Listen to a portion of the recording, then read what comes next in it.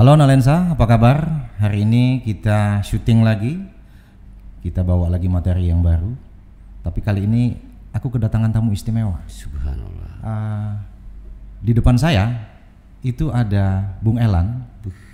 Apa kabar Bung Elan? Alhamdulillah baik. Salam Nalensa. Bung Elan ini sudah lama sekali saya tunggu ya, hampir 6 bulan saya minta jadwal ke beliau ini. Wih. Karena saya sangat mengenal dengan karakter beliau ini. Beliau sangat kritis. Namun beliau juga banyak membawa dampak positif ya dalam kiprahnya. Insya Allah. Saya kenal juga beliau ini sebagai aktivis ya Bang ya. Alhamdulillah. Alhamdulillah ya. Nanti kita ngobrol panjang, kita kupas tuntas, kita kuliti habis-habis Bang Elan ini di studio kita. di studio Anak Lensa. Pep, ini pukul berapa Pep? Hari ini pukul 06.00. Oh iya, kita menjelang maghrib, namun tanpa mengurangi rasa hormat ya, kita tetap syuting dan nanti kita berjamaah juga dengan Bang Elan di sini. Siap, insya Allah. Bang Elan, izin Bang Elan, terima kasih sudah hadir di studio Analensa Project dan waktunya yang sudah hadir di sini. Jujur, Analensa Project sangat tertarik dengan Bung Elan, kiprah Bung Elan yang beberapa tahun ya, atau beberapa belas tahun yang ada di Lahat ya. Wih. Setahu saya selama ini kiprahnya di nasional ya. Ya kalau pertanyaan di nasional agak terlalu tinggi. Saya anak kampung, suka merendah. Suka merendah ini. Ya. Siap. Kalau untuk awalnya sih iya, awalnya kami dari anak kampung, tapi lama kelamaan ya kita bergerak di Sumsel sekarang. Sumsel sekarang. Ya jangan terlalu. Jadi mengabdi ke tanah kelahiran. Tanah kelahiran. Kita sudah beberapa kali kontak ya Bang Elan ya. Siap. Beberapa kali berkolaborasi ya dengan kiprah Bung Elan di lapangan. Namun ada akhir-akhir ini kita sangat konsen dan menyoroti apa yang disuarakan Bung Elan ya dari beberapa kritisi Bung Elan yang ada di Kabupaten Lahat, yang sebelumnya mungkin warga Lahat pun juga menyoroti hal itu ya. Insya Allah. Beberapa kali kita lihat di media, khususnya di pemberitaan, itu Bung Elan sangat kencang dan serius sekali terkait permasalahan ini ya, ada apa tuh? Penggilingan kopi dan padi yang kurang bersahabat dengan warga dan lingkungan gitu ya. Oh iya siap.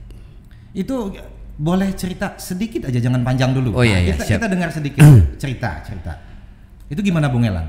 Oke. Sampai Bung Elan selaku orang yang peduli dengan Lahat, yang peduli dengan masyarakat, menyoroti dengan apa yang mengganggu bagi Bung Elan. Boleh? Siap. Cerita sedikit saja. Sedikit ya. Terlebih dahulu kami mengucapkan terima kasih dulu sebelumnya. Oh sama-sama Bung Elan. Terima kasih kepada Bung Robi yang telah mengundang kami, mengajak kami untuk bercerita ya, berdialog untuk Kabupaten Lahat khususnya. Bukan untuk mengintervensi, intimidasi, bukan sama sekali. Jadi aku ucapkan terima kasih. Kemudian saya akan menyapa kawan-kawan Anak Lensa. Oh siap. Salam Anak Lensa. Silakan. Baik Bung Robi, di sini kami bukan berarti ada hal iri, ada dengki atau dan lain-lain. Kita di sini sebagai makhluk hidup ya, yang juga butuh kehidupan yang layak, kebutuhan hidup yang sehat, ataupun ya berdasarkan aturan. Insya Allah kalau saya sih bukan mengerti dan paham saya, karena kita bukan anak akademisi ataupun dari orang-orang yang tinggal di pendidikan yang sangat tinggi, bukan. Ini Subhanallah. Jadi maksudnya bahwa penggilingan kopi padi itu sebenarnya bukan karena orangnya tapi kegiatannya. Siap. Penggilingan kopi padi ya sebenarnya. Siap. Itu dalam bentuk skala besar atau kecil itu Bung Elan? Kalau dibilang skala besar, kalau kopi padi itu ya kalau melihat dari yang kita pernah lihat, kalau penggilingan itu kan ada dua versi ya. Yang pertama penggilingan yang kelas pakai apa itu mobil, mungkin ada yang ditaruh di tempat di lapangan seperti itu. Tapi ini adalah suatu pabrik rumahan yang kira-kira hampir puluhan tahun yang lalu, udah sangat lama ya. Jadi sahabat Analensa, Bung Elan ini sedang menyoroti bahwa ada kegiatan pabrik yang merupakan penggilingan padi dan kopi ya. Padi kopi. Itu yang saya tangkap ya. Iya. Dan dalam kegiatan ini mungkin sedikit mengganggu kegiatan kemasyarakatan ya. Mungkin seperti itu atau seperti apa? Kalau mengganggu kemasyarakatan, aku bilang begini, ini pendapat saya, jangan sampai mengarah ke orang banyak. Ya. Secara pribadi saya sudah lama mengatakan bahwasanya pabrik penggilingan kopi padi itu sudah tidak layak. Oh, tidak layak. Ya, baik itu dari suaranya, limbahnya sangat maupun bising mungkin ya. Kalau dibilang sangat ya tidak juga, tapi bagi kami debunya itu. Dan itu sudah berpuluh-puluh tahun Sudah dulu. berpuluh-puluh tahun. Iya. Mungkin kalau di tempat saya sudah saya usir juga. Oh, subhanallah. Tapi efeknya bukan ke orangnya, bukan ke pribadinya dia, tapi ke kegiatannya. Kami itu sayang mereka loh. Maksud kita itu menegur beliau itu dengan punya pemikiran sendiri. Oh, aku ini mengganggu, aku ini nggak pantas atau nggak layak di sini ya. Seharusnya dia menyadari itu. Nah, selanjutnya Bang, kita mau tanya juga, apakah dengan kegiatan penggilingan padi dan kopi itu setelah disoroti lebih jauh lagi, apakah sesuai dengan perizinannya? Mungkin Bung Elan lebih tahu di situ. Waduh, ini kayaknya nih agak kemana ya? Oke. Aku sedikit ya. Aku minta maaf dulu sebelumnya ya. Bukan berarti kita mengarah bukan. Ini obrolan santai. Kalau saya lihat dari perizinan ataupun dari izin usaha ya, setiap usaha itu ya, saya rasa belum lengkap kayaknya ya. Belum lengkap ya. Ya, karena di situ harus ada dikaji lagi per berapa tahun. Jadi ya harus punya izin lingkungan juga ya kan.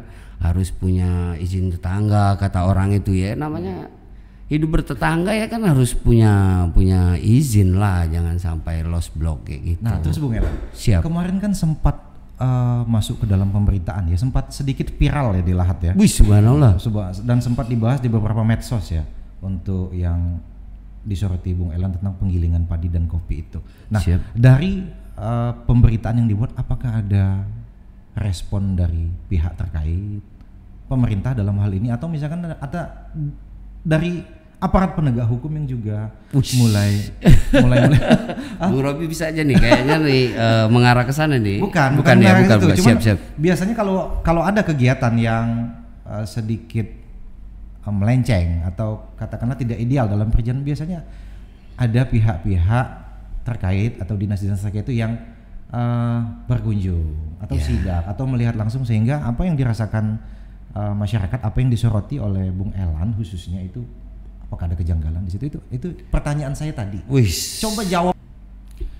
Nah, selanjutnya Bang Elan, kami tadi ingin bertanya dikit, dengan kegiatan penggilingan padi dan kopi ini, apakah ini ada semacam melanggar undang-undang lingkungan hidup atau seperti apa yang Bang Elan lihat?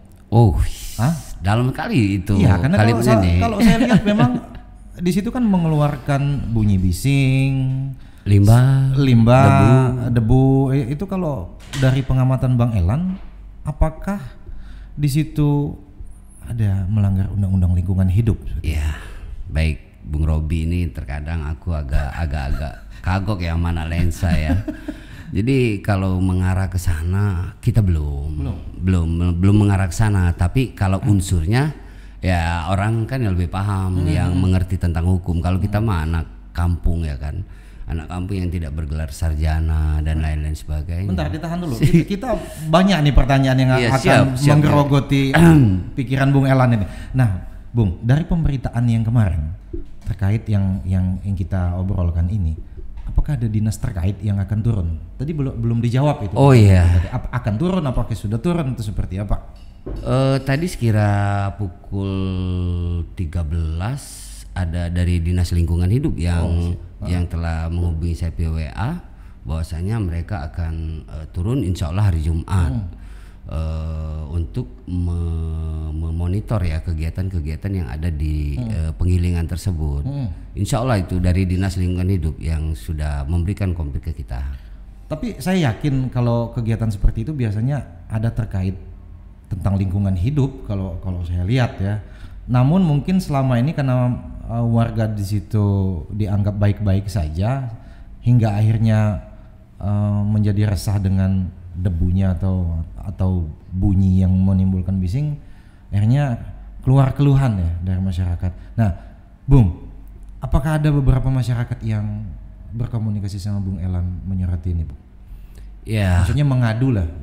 Ya, kalau dibilang beberapa masyarakat, kami lahir di situ, anak di situ. Oh, Bung Elan tinggal di situ? Iya, dari kecil? Dari kecil, kakek nenek moyang saya di situ. Oh, artinya dari zaman-zaman SD Dari, SMP udah di situ, anak anak pribumi lah di situ. Jadi bukan kami berarti benci sama orang yang nggak ada, karena kami sudah menghargai dari zaman kakek nenek ayah ibu sampai saya punya anak. Ya.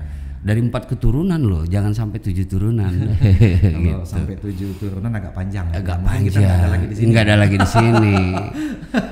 Nah, itu yang selalu saya suka sama Bung Elan, mengeluarkan statement dengan gaya khasnya Bung Elan. Subhanallah. Apalagi kalau lihat Bung Elan sedang berorasi. Saya sangat rindu sekali melihat Bung Elan pegang mic di lapangan orasi. Ya, rencana orasi juga ada. Bentar. Maksudnya? Adalah. Maksudnya? Kalau saya nggak ngomong ini loh tadi. Tadi kalimat orasi. Sebenarnya aku tuh kami komunitas peduli Kabupaten Lahat ingin melakukan aksi di beberapa dinas yang terkait di dalamnya mengenai hal ini. Akan tetapi jikalau mereka tidak melakukan tindakan. Oh, jadi yang barusan saya omongan tadi itu sebenarnya bukan terkait hal ini. Saya itu sangat tertarik ya. Ternyata ada hubungannya ya. Betul. Kalau misalkan memang ini tepat sekali. Tidak digubris atau tidak diindahkan, artinya Bung Elan pun akan melakukan aksi bersama rekan-rekan yang lain. Betul.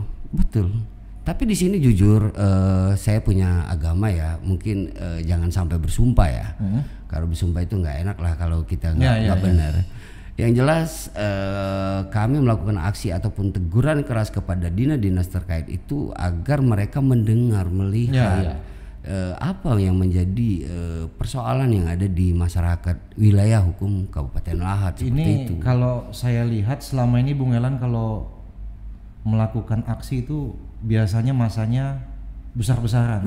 Apakah kali ini akan menerjunkan personel lebih banyak lagi nih? Oh ya, kalau untuk kali ini kan kita menghargai PPKM, zona merah atau bahasa COVID-19 atau corona itu kan kita harus saling menghargai dengan APH ya kan yang ada di Kabupaten Lahat. Termasuk pemerintah daerah juga kita hargai. Jadi paling tidak ya paling berapa orang lah. Namun saya juga berharap jangan sampai ada aksi lah dari Bung Elan. Kalau misalkan dinas terkait atau pihak-pihak terkait sudah melihat langsung gitu kan, selanjutnya juga ada semacam solusi ya, mungkin kita juga tidak ingin ada. Saya sependapat itu. Sebenarnya saya tidak mau aksi di sini. Agak khawatir ini kalau Bung Elan sudah turun ke jalan lagi gitu kan, bukannya khawatir jadi chaos, cuman akan menjadi PR lagi. Waduh gitu kan. Apa yang disuarakan Bung Elan itu kadang-kadang menjadi PR. Menjadi PR ya. Insya Allah, alhamdulillah kalau menjadi PR berarti mendengar. Aku memberikan applause kepada pemerintah daerah kalau itu menjadi PR. Karena suara hati kami itu bukan suara hati ada efek apanya, ada apa bargaining kalau bahasa dari orang sana. Enggak ada. Ini murni real. Jadi real daripada suara hati rakyat warga negara Indonesia yang mempunyai hak hidup ya kan, yang sama seperti mereka. Dalam artian kami juga pingin sehat. Percuma kita gembar-gemborkan kalimat PPKM, cuci tangan, cuci pakai sabun dan kumpul, sedangkan debu di mana-mana. Dan saya juga berharap saya juga seorang jurnalis berharap kalau misalkan ke depan ada aksi ya tetap prokes lah. Oh iya, tetap prokes dan jangan menimbulkan keramaian lah. Iya, berjarak lah minimal. Berjarak ya. Jadi demonya berjarak lah nanti.